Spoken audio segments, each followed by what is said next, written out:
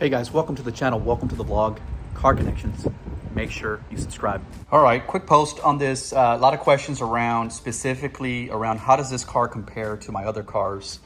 A lot of you guys that have been close to the channel know that I have owned pretty much every muscle car that's been made most recently.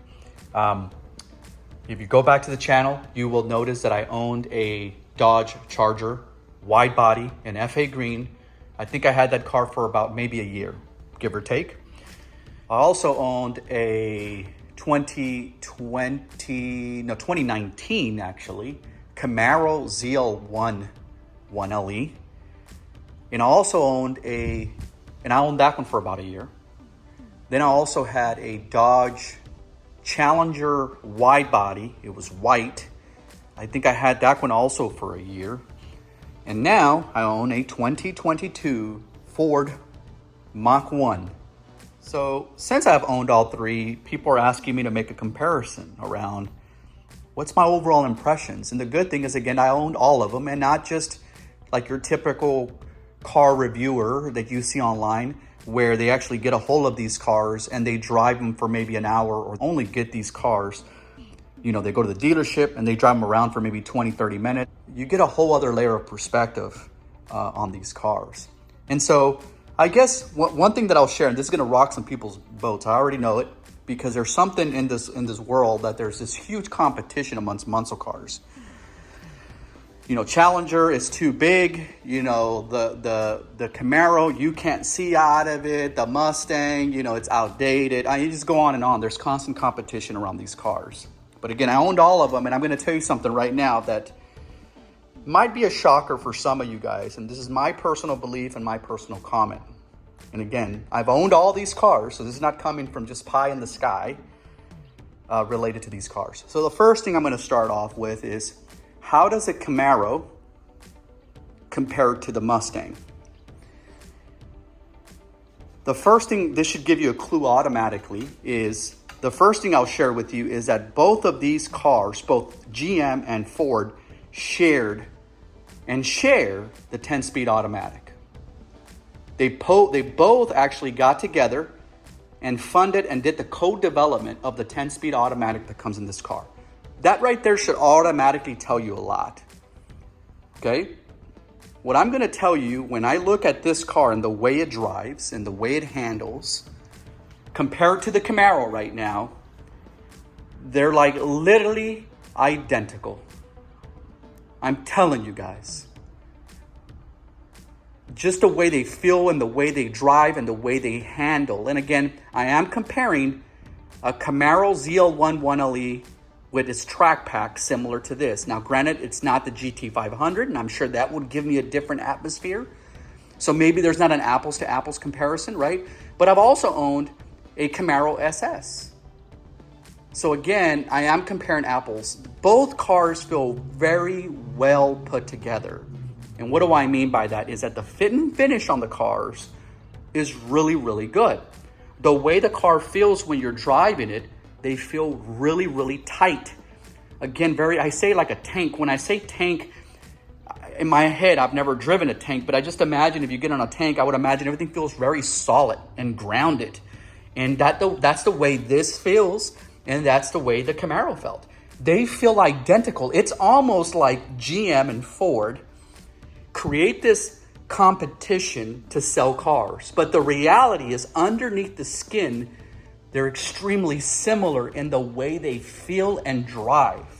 Okay? Now, I have noticed one difference between this and the Camaro, because again, to me, they're almost identical in the way the cars feel. But one thing I noticed with this car is that the power does come in differently than the Camaro. And I think it has to do with the way they tuned the transmission on this car. You guys comment down below, but I feel like it holds the gear way longer. I'm still in the break-in period. I haven't launched it or done anything aggressive. She still sits under 500 miles. But what I will tell you is I have, pushing her a little bit just to get a pulse on it, and it just holds the gear.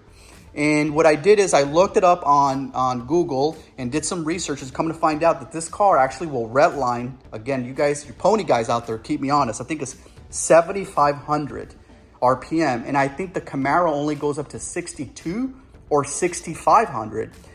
And you might not know, guys, but that does make the car feel a little bit different. In other words, when you press the car, it will hold its gear a lot longer, and it makes the car feel more powerful because it's holding it.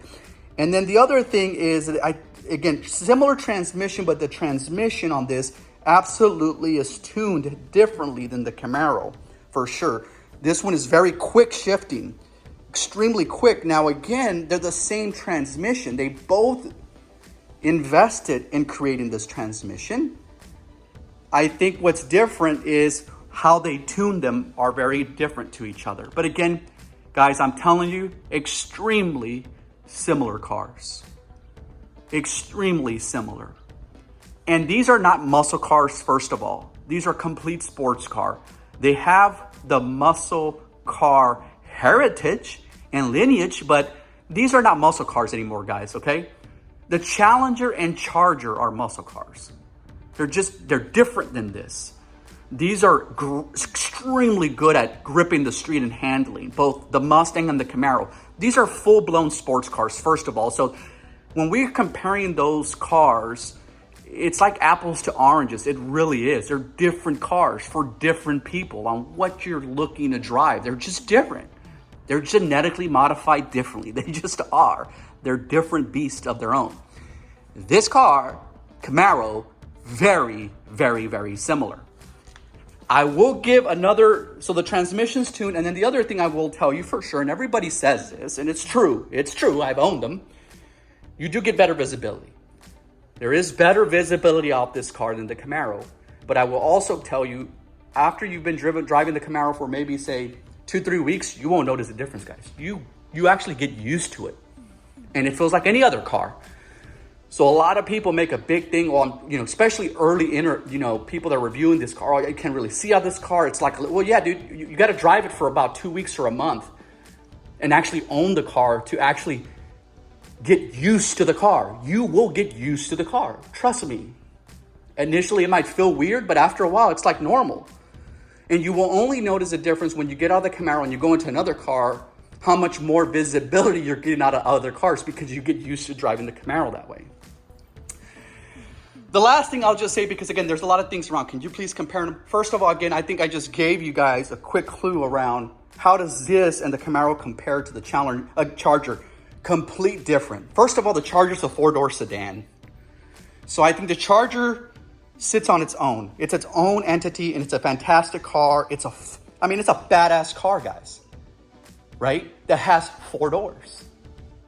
And that can be very, very useful, right?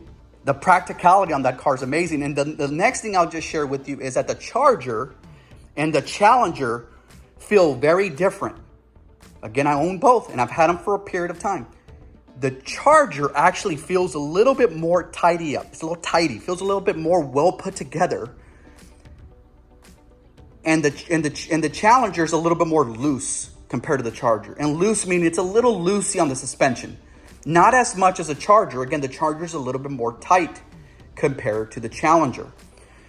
The Challenger's a bigger car. The Charger's a bigger car, guy. They're bigger cars, right? There's a big comment that a lot of people, they're just big boats. And you could take it for what it is. Remember, it's not a sports car, guys. Those are true heritage muscle cars. If you line this car up and you line up the Camaro and you all line up, say, the Challenger, and you ask 10 people, which one is the closest to the original car built? The original 1970, 69, going back to the lineage, and which one's the closest? Just based off of looks. Don't even do anything else. I'm going to tell you guys, 9 out of 10 people are going to tell you the Challenger looks the most retro out of all of them. And when you drive that car, it's big. Your kids in the back will sit in the back very comfortably. This feels comfortable, but not as big as a Challenger. So again, there's differences. These are sports cars. Challenger, Charger, they're more muscle cars. And I would even put the Charger more of a category of it's a sedan in muscle clothings when it comes to that, right? Because it looks great and drives great, but four doors to me is not. And again, this is now a biased opinion. It looks very muscle-like, but it's not a muscle car. It loses its heritage by doing four doors. It just does. Nothing against the car. I love the car. I own the car. But the Challenger out of all of this is the most true of all of them, true American muscle car. I don't care what you say about my Camaro fans out there and my Mustang fans. It's the truest muscle car of all three, period. And four if you want to add it. So Camaro, Mustang, you guys need to let that die out. They're the same damn car. They might drive a little bit, feel a little bit different, but overall, I mean, they are very, very, very similar. And so I think Ford and GM just does a fantastic marketing ploy to create competition amongst GM boys and Ford boys. And then, Dodge is always kind of the stepchild. They're always left out, if you want to call it. And they should, because they're not in the same. We like to treat them like they're on the same realm, and they're not. I'm just telling you, by owning on them, experiencing them on day to day, they're different cars. This and the Camaro are extremely close. I mean, I'm just telling you. It's basically the same car, just the styles are different. The branding is Ford instead of Chevy. The interior is different. Transmission settings are a little bit different. Yes, one's a 5.0 and the other one's, whatever Camaro has. I can't even think. Was it an LS3? Am I thinking LS4? Shit, you guys help me out. Comment down below. I don't even remember. It's been a while. But that's it, guys. I wanted to post this real quick because you guys have been asking what's the biggest difference. There's not much difference, guys. They're own unique, and each one holds its own weight, specifically around power and looks. As always, guys, make sure you subscribe, turn on your notification button. Peace out.